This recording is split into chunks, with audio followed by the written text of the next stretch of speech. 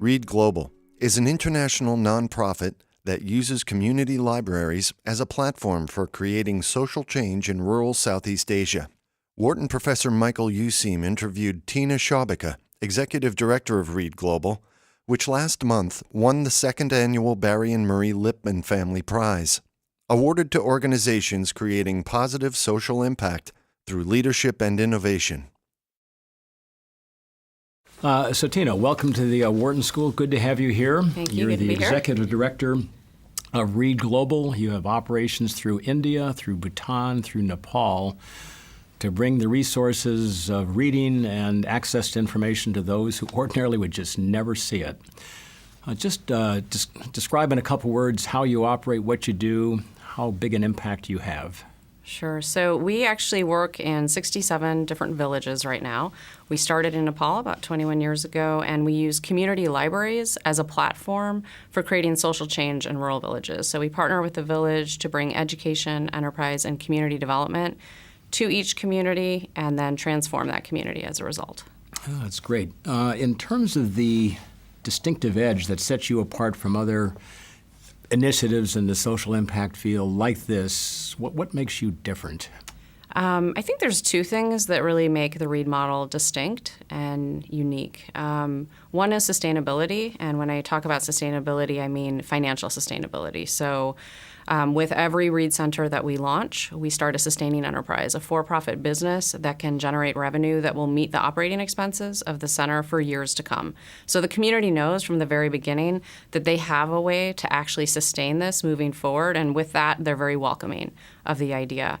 And that leads to the second point, which is it's community initiated and community owned and managed. So the communities they involve from day one, they have to initiate the request. We don't go to communities and tell them, you need a Read Center. It's really them, they decide.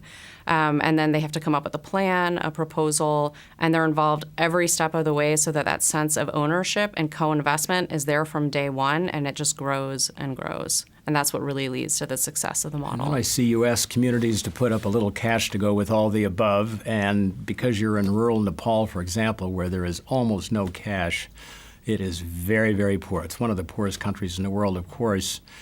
How do you draw villagers into putting up some of their very scarce cash into this kind of an initiative? Yeah, you might actually be surprised. You're right. It's one of the poorest countries in the world, but we've actually seen communities run their own fundraising campaigns because they want the center that much, where they will go door to door, and every single villager will actually contribute something, even if it's just a rupee or a handful of rice that can then be sold at market.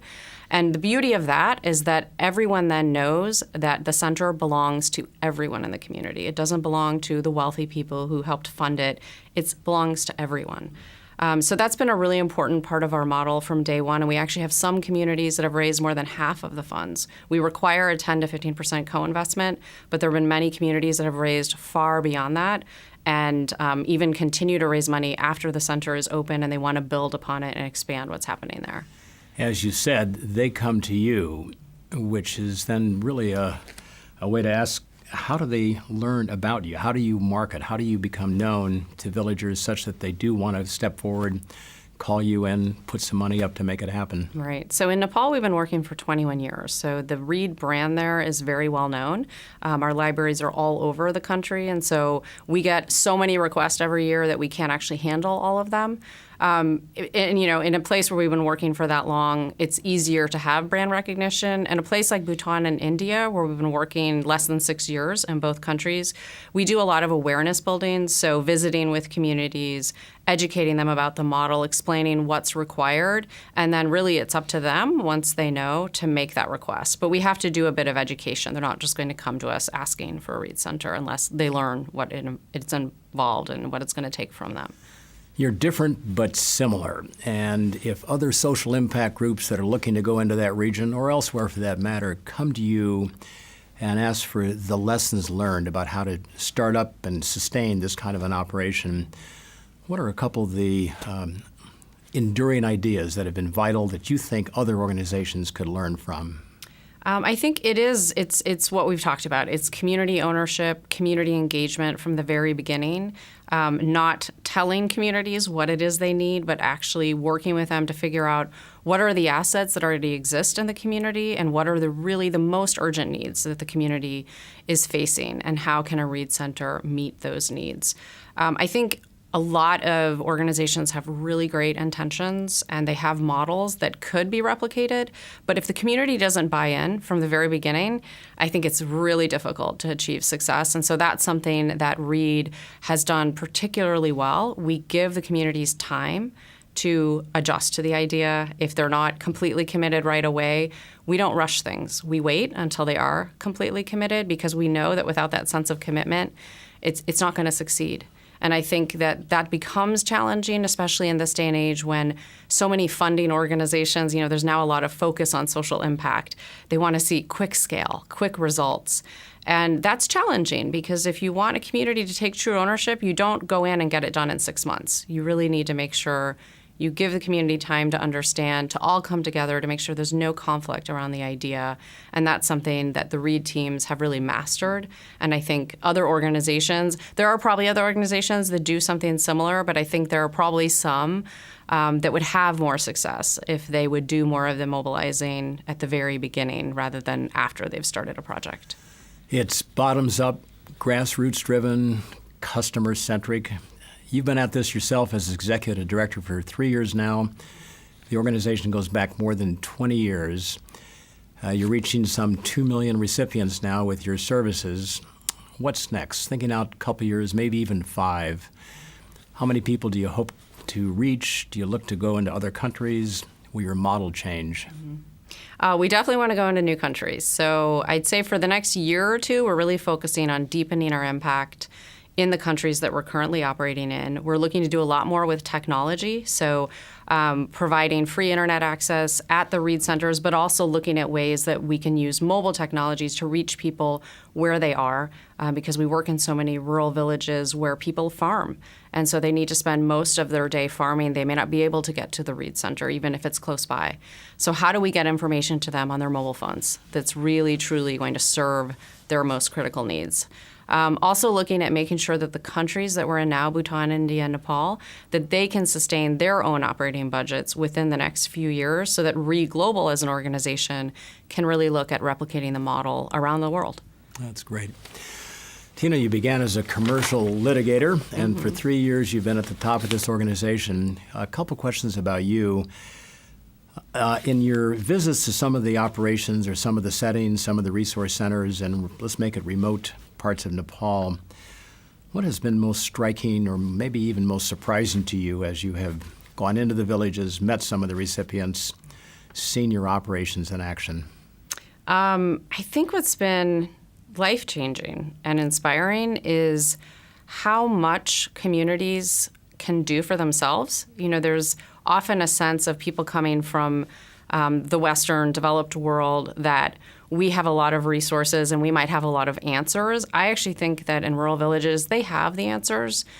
They just need to be given a certain amount of resources and the opportunity to unleash those ideas and their full potential, because we have seen truly amazing things happening with the communities, especially over time as they take more ownership and more responsibility for deciding what programs and services should be provided through the Read Center.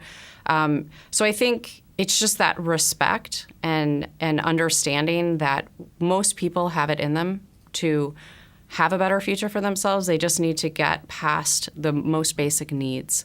So once people can meet their most basic needs, and that might be earning a living so that they can feed their children, send their children to school. Once they can do that, then anything else is possible.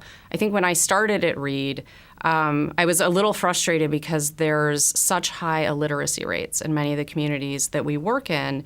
And I thought, well, why are we going to put books and internet access in these communities if people can't read? How are they going to access these resources? And I now realize that we do a lot around livelihood skills training. So once they get past that point where they can actually earn a living and have some financial resources, then they can get to literacy and, education in so many different areas. So that's been a learning for me that you can't do everything all at once. You actually have to tackle the most urgent needs of a community, and then you can get to things like education of the parents and making sure that they can keep their children in school because they actually have the ability to put the kids in school because they don't need them working at home. Tina, you in a sense touch the two ends of the earth. So you've been to rural Nepal settings, one of the poorest countries of the world. It can take days even to reach a resource center there by foot. You also have support from the Gates Foundation. Last time I looked, some $60 billion endowment there, probably equal to the GDP of the entire country of Nepal, or not too far off. In managing and working between the worlds of extreme poverty and development and then the world of the first world and the wealth that is required, the financial support that's required to make all this happen, what have you learned about managing? What have you had to learn about leading in that very complex terrain that you travel?